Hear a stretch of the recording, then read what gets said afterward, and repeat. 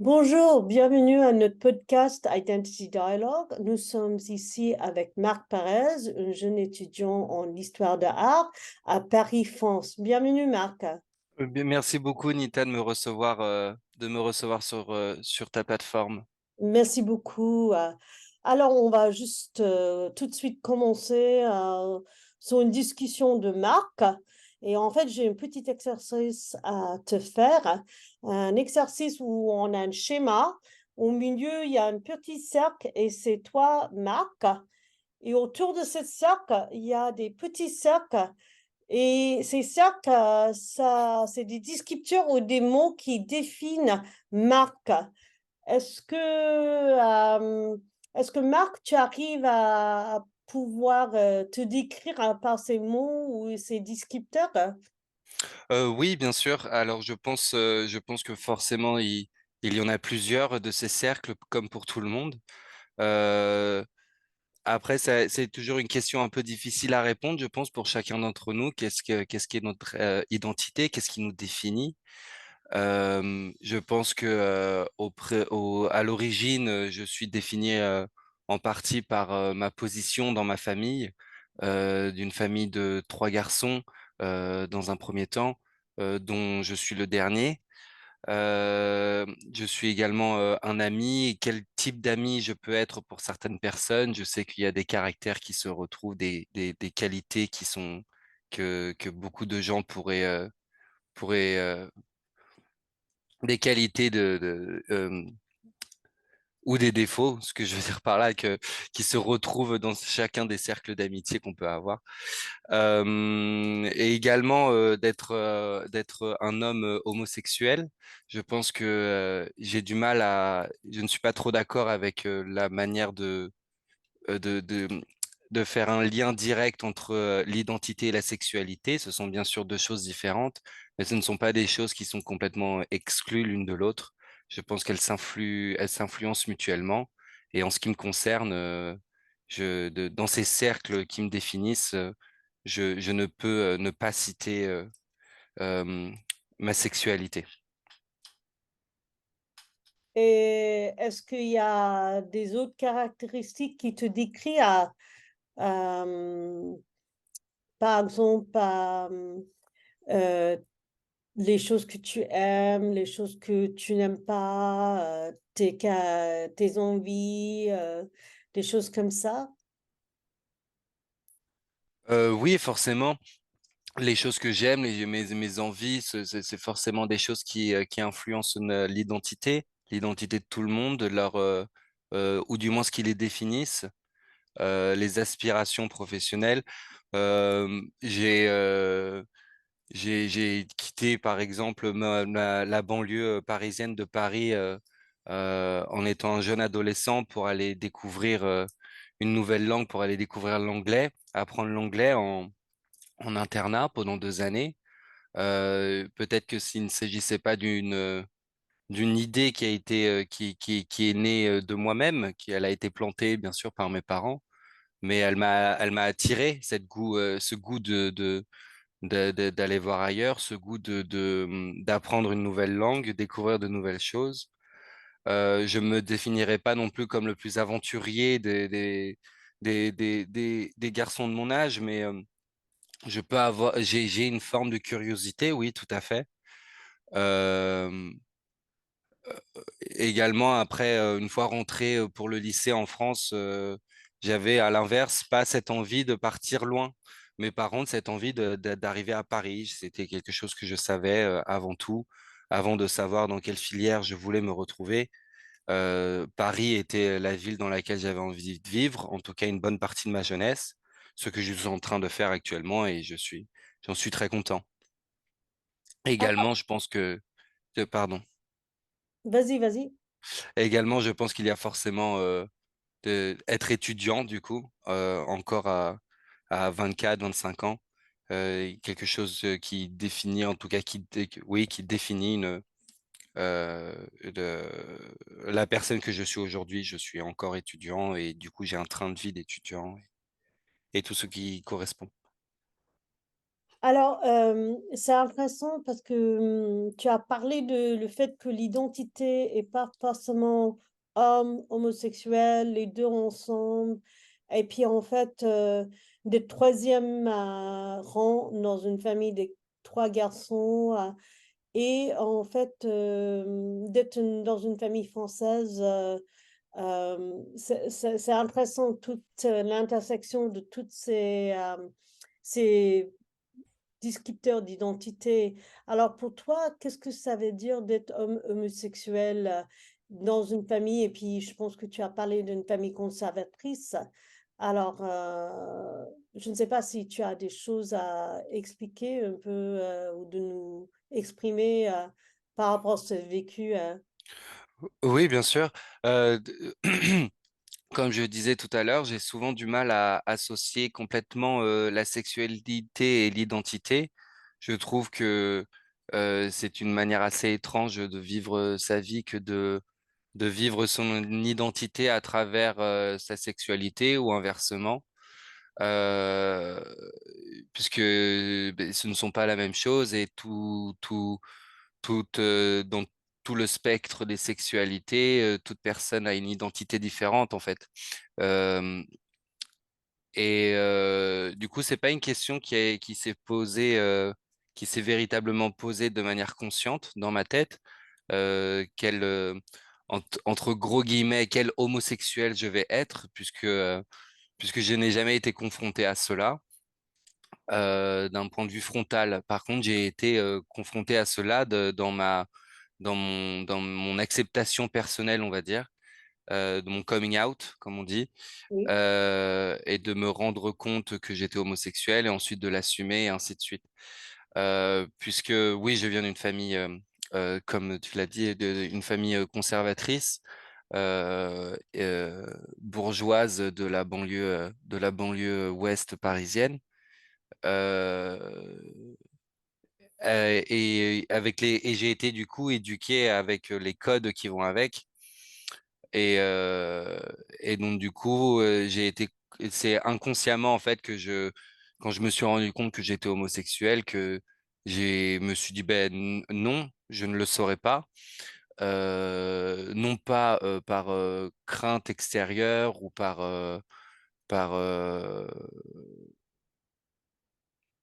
intolérance de mon milieu, mais plutôt par simple non-vouloir en fait de ma part. Je ne le saurais pas. Ce n'est pas ce que j'ai envie d'être. Ce ne sera pas mon identité et ainsi ce ne sera pas ma sexualité. Enfin plutôt inversement du coup. Ce sera pas ma sexualité car je n'ai pas envie d'en faire mon identité. Je n'ai pas envie que les gens me voient comme un homosexuel et ce que ça veut dire. Enfin, c'était des manières bizarres de voir les choses, bien entendu. J'étais extrêmement jeune. Mais, euh, mais du coup, aujourd'hui, c'est justement cela que j'essaye c'est de cette manière-là que j'essaie de voir les choses, que il y a de l'inné dans le sens il y a d'où on vient, dans quoi on est né, et il y a l'acquis et ce qu'on en fait. Et je trouve ça assez intéressant, cette dichotomie entre le, le, ma famille conservatrice et bourgeoise, qui d'une part peut être associée à certaines formes d'intolérance parfois, mais est associée également à des privilèges. Euh, et j'en ai eu accès. J'ai eu accès depuis ma naissance à ces privilèges.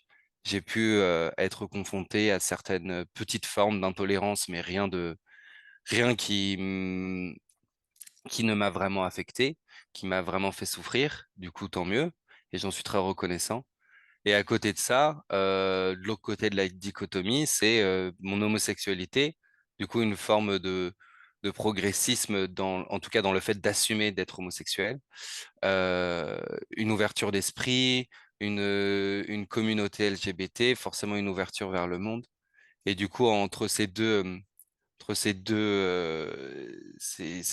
points, je trouve que ça crée un mélange assez intéressant et j'essaye de me coincer, de me retrouver entre ces deux éléments pour ne pas renier ni l'un ni l'autre, puisque ce ne serait pas constructif dans la construction dans ma construction personnelle de ce que j'ai envie d'être. Mais moi, je trouve intéressant, comme quelqu'un qui est venu du Canada et qui est voilà, nouvellement installé en France. Qu'est-ce que ça veut dire une famille conservatrice? Quelles sont les caractéristiques, les valeurs, les choses qui décrivent une famille conservatrice en France? Une famille conservatrice, c'est une famille autour des valeurs de la famille, mais de la famille traditionnelle. Une mère, un père avec des enfants. Il y a souvent de la religion dans les familles conservatrices, dans les milieux conservateurs. Euh, Beaucoup de sens patriotique, euh, de goût pour leur propre pays. Euh, et ce sont, il y a des belles valeurs, on va dire, dans le conservatisme, oui, conservatisme, j'en perds mon français. Il y a de très belles valeurs. Je viens d'un milieu comme ça et j'ai toujours été très impressionné et très aimant de mes parents et j'ai toujours aimé les valeurs qui nous ont enseignées à mes frères et moi. Euh, Par exemple, les valeurs de la famille, oui, il y a un fort sens familial dans ma famille et c'est beau on se sent aimé et on se sent bien entouré et c'est bon pour la construction d'un enfant, enfin d'un humain. Après, dans les familles conservatrices, par contre, oui, cela laisse un petit peu moins de place parfois à, à des formes de progressisme, à des formes de nouveauté ou à de la différence.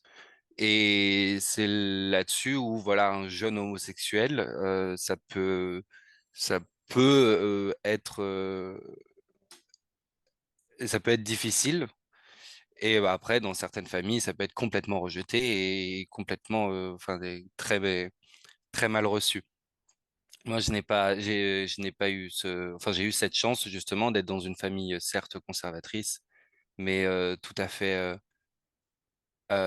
plus aimante que conservatrice, on va dire, plus familiale et et réfléchie et aimante que très traditionnelle et conservatrice. Du coup, ça n'a pas changé sur le fait que ma famille, quand ils l'ont appris, que ma famille m'aime plus que tout. Alors, il y avait quelque chose qui est intéressant qu'on a discuté avant. C'est le fait que tu avais posé des questions. Qu'est-ce que c'est un homme? Et est-ce qu'il va me voir comme homme si je dis que je suis homosexuelle? Et j'ai voulu savoir ou que tu es moi d'homme et puis il y avait des mots que tu as utilisés pour te poser des questions. Est-ce que tu peux juste exprimer? Oui, bien sûr, je m'en souviens tout à fait. Euh, J'en ai parlé il y a tout à l'heure en disant que je n'avais pas, quand je ne voulais pas accepter mon homosexualité, euh, le, c'était également d'un point de vue, je ne sais pas, je n'ai pas envie que ce soit ma sexualité et du coup que ce soit mon identité, que les gens me voient de cette manière-là. Et c'est ça que je voulais dire, c'est que je ne voulais pas que les gens me voient comme un homosexuel, parce que moi-même, j'avais ma propre vision de qu'est-ce qu'un homosexuel. Et ce que j'en avais, enfin, on va dire, le cliché, oui, que j'en avais, ce n'était pas ce que je voulais être. Et, et il y a un peu une origine à tout ça, bien sûr, c'est les valeurs traditionnelles de la famille, dans les familles conservatrices, etc. s'accompagne bien sûr de qu'est-ce que c'est qu'être une femme et qu'est-ce que c'est qu'être un homme selon ces codes conservateurs. Et, euh, et à la fois, je rentrais dans ces codes que ma famille voulait instaurer, puisque ben, je viens de cette famille-là. J'ai été éduqué de cette manière-là, à faire du sport, à travailler à l'école, voilà. Mais après, quand il s'agissait de rentrer dans les spécificités de être un homme, ben non, je ne rentrais pas dans ces codes-là. Être un homme, c'est-à-dire ben, la, la masculinité, la virilité envers ben, du coup une femme, une fois qu'on est plus âgé. Et, euh, et du coup, les homosexuels ne rentrent absolument pas dans ces codes-là. C'était un peu un package, on va dire, un menu. Du coup, comme les homosexuels ne recherchent, c'est ce que je me disais, comme les homosexuels ne recherchent pas de femmes, du coup, ils s'en fichent de la masculinité, de la virilité, et ainsi de suite. Et donc, du coup, ils s'en fichent de faire particulièrement du sport ou de se pousser à l'école, et ainsi de suite, et ainsi de suite. En fait, c'était tout un package que je me disais dans ma tête. Il faut être, c'est tout ou rien. Et bien sûr, en grandissant, je me suis rendu compte que c'était complètement faux tout cela et que il y a une variété extrême d'homosexuels, mais d'homosexuels, de lesbiennes, de transsexuels et ainsi de suite et ainsi de suite. Euh, Et tout ça n'a rien à voir avec des questions de virilité, de masculinité, de féminité, d'ambition, de goût pour le sport, et tout ça. Et, et voilà. Alors, c'est super intéressant parce que, en fait, il y avait des choses par rapport aux expectations des attentes de ta famille et en fait, la réussite et tout ça. Et en fait, il y avait aussi des stéréotypes dès qu'on accepte un homosexuel, que c'est possible de tout surpasser tout. Et c'est intéressant. De ça, les stéréotypes que toi, tu as pu euh, subir. Et quels étaient les stéréotypes pour toi qui étaient faux ou vrais par rapport à ce... Oui, oui, ben, voilà, c'est ça. En fait, c'est d'une part, il y a les stéréotypes qui sont associés au milieu dont je viens, et d'autre part, il y a aussi les stéréotypes qui sont associés au milieu LGBT. Et comme je disais tout à l'heure, c'est cette dichotomie qui ne... En fait, c'est une dichotomie, il faut pas que ce soit, faut pas que ce soit exclu pour autant. Et c'est à essayer de se retrouver entre les deux. Et c'est un peu ce que j'ai pu essayer de faire malgré moi, en fait, inconsciemment, hein, je pense, pendant mon adolescence. Et à essayer de me retrouver où je pense que ce serait pas constructif en fait de tomber pleinement dans les clichés, dans les stéréotypes de l'un comme de l'autre. Par exemple, d'une part, renier complètement et de cacher complètement mon homosexualité, et de renier complètement ma part de féminité, puisque ben on en a tous. Me et renier tout ce milieu-là, enfin toute cette idée-là, tout ce penchant de mon identité au profit d'une conformation, d'une conformité, pardon, au profit d'une conformité parfaite avec avec le milieu dont je viens, avec les codes de famille dont je viens, enfin les codes de la famille qui va avec et qui vont avec, mais parce que tout n'était pas enfin je me suis rendu compte que tout n'est pas mauvais en fait dans ce dans ce qu'il y a dans ma famille. Il peut y avoir des formes d'intolérance, mais à côté de ça,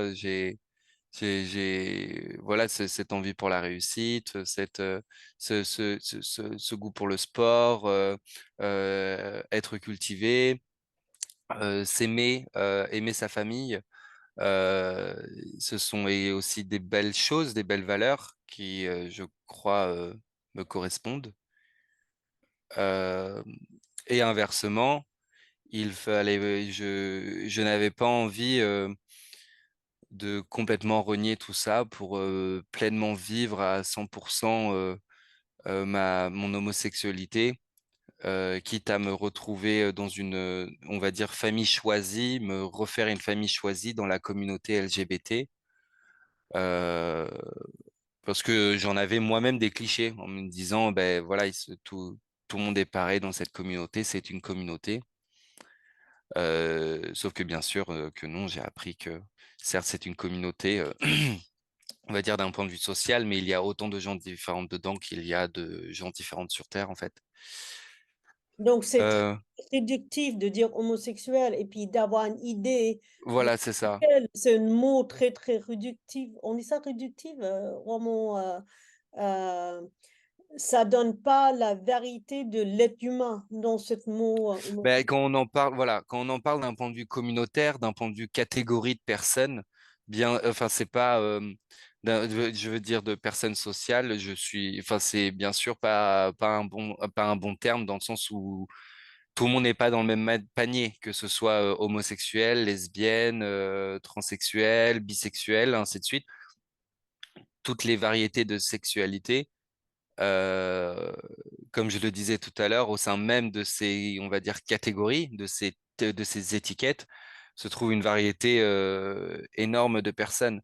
Et du coup, il s'agit véritablement de communauté d'un point de vue combats sociaux, d'un point de vue politique, d'un point de vue représentation dans la société.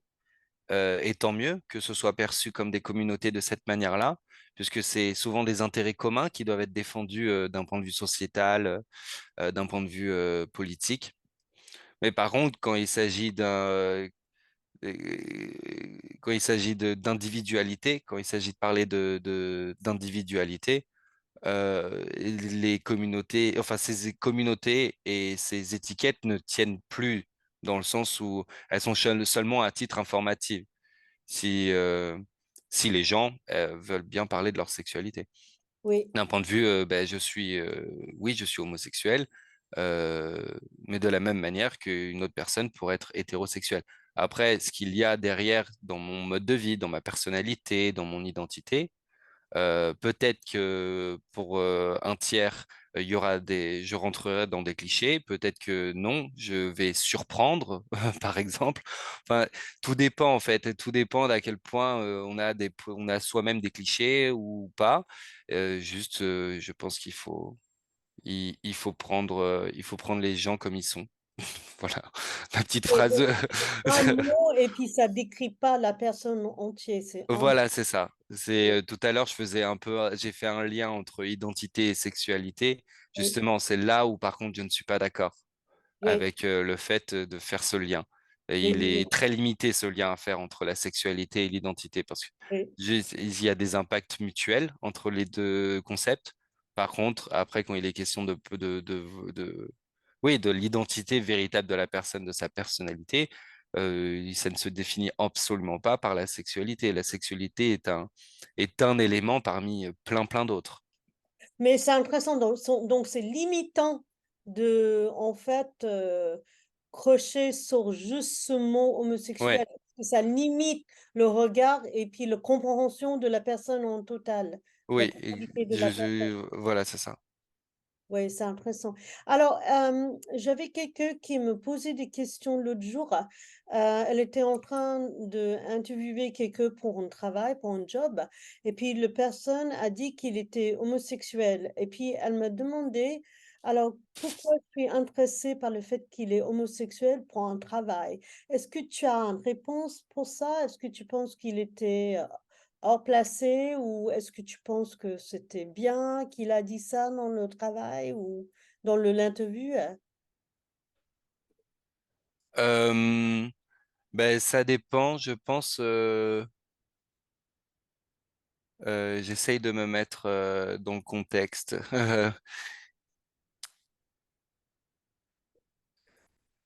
Alors, à moi, si j'étais lui, euh, s- je pense que j'aurais dit ça, je pense pas que j'aurais dit ça, mais si j'avais dit ça à sa place, je pense qu'il s'agit d'une volonté de faire en sorte que ça sorte le plus vite possible pour être sûr que ça ne va pas être un problème plus tard sur le lieu de travail avec de potentiels collègues intolérants, de potentiels collègues homophobes ou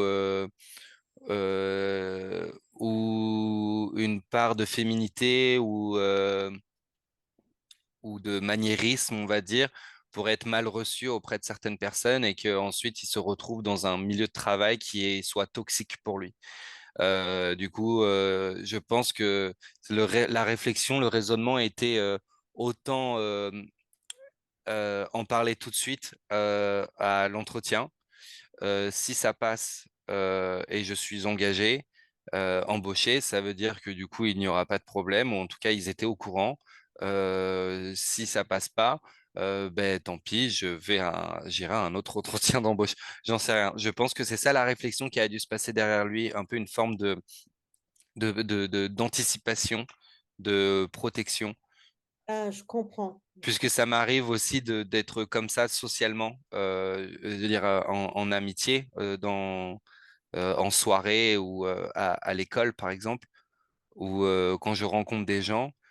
euh, et parfois, j'essaye de faire en sorte que mon homosexualité, euh, enfin que je parle de mon homosexualité le, le plus rapidement possible pour être sûr que, en fonction de la personne en face, qu'il y ait le plus vite possible pas de problème et que si par contre, pour cette personne, il y a un problème, vu que euh, je fuis un peu le conflit physique, on va dire. Le conflit physique, c'est vraiment pas mon truc. Oui. Euh, je, je me dis comme ça, je laisse l'opportunité aussi à une personne potentiellement intolérante face à moi. Je lui laisse l'opportunité de prendre un échappatoire et d'arrêter de m'adresser la parole et d'arrêter de, de, de créer une amitié, en fait, Ah, moi, c'est super par intéressant. une forme de voilà d'anticipation, de protection par anticipation, quoi. Oui, de se protéger en anticipation. Que ce soit Alors, su, comme ça on peut s'éloigner c'est s'il y a un problème. intéressant parce que tu as dit que voilà, tu n'aimes pas les violences conflictuelles, des choses comme ça. Euh, j'ai voulu savoir, tu as dit que ta maman était inquiète pour ta vie. Est-ce que tu peux juste me dire un petit peu plus de ça par rapport à son inquiétude? Oui, bien sûr, et c'était très touchant. Euh, En fait, ça revient à du coup comment a été acceptée mon homosexualité par ma famille. Globalement, elle a été extrêmement bien reçue. Ma famille ont été adorables pour moi. Mais de manière un peu surprenante, ma mère m'a dit un truc par contre et que j'ai trouvé très touchant que elle m'avait dit que quand je lui ai annoncé mon homosexualité, elle, euh, elle était pas très heureuse, mais sur un point de vue, sur un point, c'est qu'elle sait que ma vie va être plus difficile que si j'étais hétérosexuel. Et, euh, et ça m'a vraiment touché puisque je me suis dit que je pouvais ben, inquiéter, blesser, faire peur à mes proches en étant homosexuel, puisque qu'on ne le veuille ou non, c'est plus difficile, je pense, de découvrir et de grandir avec une sexualité autre que l'hétérosexualité que pour les hétéros. Je ne dis pas que être homosexuel veut dire que la vie est plus difficile. Je pense, enfin, il existe des hétérosexuels avec des vies très difficiles et, et des homosexuels ou des membres de la communauté LGBT avec des vies très simples. Euh, mais quand il est question de sexualité, de découvrir sa sexualité, la vivre, les problèmes qui vont avec, ou pas, les avantages qui vont avec, évoluer en société, être une sexualité autre que l'hétérosexualité, je pense, et ma mère a raison, est plus difficile euh, pour se rendre compte, pardon, découvrir tout cela, faire ses coming out également à ses proches, à sa famille. euh, et puis après, bien sûr, les extrêmes où être rejeté, ne pas être aimé, être vu comme un freak. Et voilà. Et du coup, c'est sur ces craintes-là que ma mère était triste, en fait, d'apprendre que j'étais homosexuel. Puisque ben, c'est juste une mère qui a peur, qui ferait tout, en fait, pour que ses enfants aient la vie la plus simple possible. Ah ouais, c'est super. Et puis après, je tiens à dire que j'ai eu beaucoup de chance sur moi-même, ma découverte de ma sexualité, mon coming out auprès de mes proches, auprès de ma famille, comment je vis ma sexualité aujourd'hui. Je n'ai jamais eu à faire face à de l'homophobie virulente et violente face à moi. Et thank God.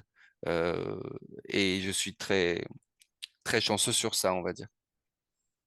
Alors, c'est super, hein, c'est vraiment bonne chose. On a 6 minutes dans cet enregistrement et j'ai une dernière question. Par rapport à une famille conservatrice et pas ta famille, mais pour toi, qu'est-ce que c'est un Français? Comment tu vois les gens qui viennent d'ailleurs, qui sont devenus français ou qui habitent ici, est-ce qu'il peut être français pour toi et par rapport à ses valeurs conservateurs? Et je ne veux pas que tu veux parler de ta famille, mais juste en général. Est-ce que pour toi, qu'est-ce que c'est d'être français? Non, c'est Alors, ce que c'est que d'être français, je pense que c'est difficile de répondre à cette question sans tomber dans des clichés, dans oui, des stéréotypes. oui. Pardon. Du coup, je vais pas essayer de tomber dans ces clichés-là. Après, voilà, par rapport à ce que tu demandais sur les étrangers, les gens qui arrivent sur le territoire, demandeurs d'asile, par exemple.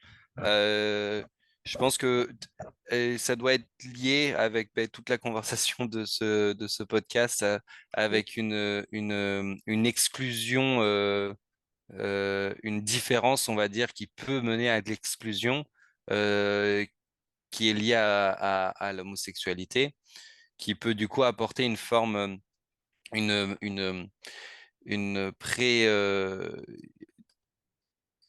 je perds mes mots, une, bon, ce mot me reviendra pas, je pense. Une prédisposition, c'est ça. Une prédisposition à ne pas vouloir exclure en retour. Parce que nous-mêmes, on a pu être sujet, ou alors on peut être sujet facilement à, à de l'exclusion et à de l'intolérance. Et donc, du coup, ça donne une prédisposition à ne pas vouloir reproduire la même chose. Inversement, il y a des personnes, par contre, qui réagissent à l'inverse et qui deviennent eux-mêmes intolérants et et peur des autres, on va dire, la peur des autres, la xénophobie. Euh, et moi, du coup, c'est pas le cas. Voilà, ça a un peu créé l'effet inverse, enfin le fameux effet dont je parlais tout à l'heure, cette prédisposition à ne pas vouloir exclure en retour, euh, tant que, ben, tant qu'on est humain, quoi. Enfin, tant qu'on nous sommes des humains et nous nous traitons comme des humains, je ne pense pas il y a aucun lieu à être intolérant et à vouloir exclure les autres de quoi que ce soit. Et voilà. Ah, ouais, c'est intéressant. Alors, merci beaucoup, Marc. C'était vraiment enrichissant et on a pu vraiment apprendre beaucoup, beaucoup de choses. Et je ne sais pas s'il y a une dernière chose que tu veux dire aux gens par rapport à l'identité en somme et ce que tu as appris, par rapport à cette expérience, de vie? Par rapport à l'identité, je pense que c'est une question de manière générale assez difficile pour tout le monde à répondre. C'est pour ça que je dirais, il faut pas trop s'attarder peut-être sur ce genre de questions. Faut plus tant qu'on est heureux, on peut se considérer ce qu'on veut. Et et sinon, en ce qui concerne ma propre expérience, même si ça peut paraître difficile par moment pour certaines personnes, qu'elles soient adolescentes, jeunes ou plus âgées, quand on a une sexualité autre que l'hétérosexualité, euh, il y aura toujours des gens pour vous comprendre et pour être là pour vous. En tout cas, c'est ça mon expérience de la chose. Merci beaucoup Marc. Merci à Merci. toi, Anita. Au revoir. Au revoir.